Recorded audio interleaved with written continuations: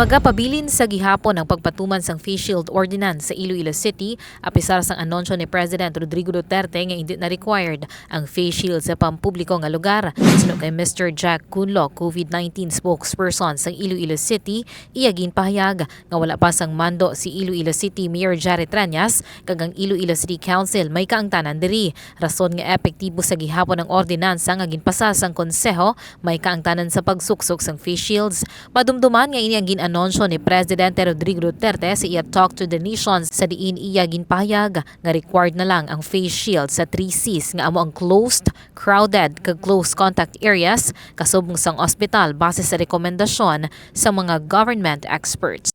Report nagikan sa Iloilo City Hall. Alex Escalante, nagabandera sang matud-tuod nga serbisyo publiko kag kalingawan sa Iloilo. Radyo Bandera.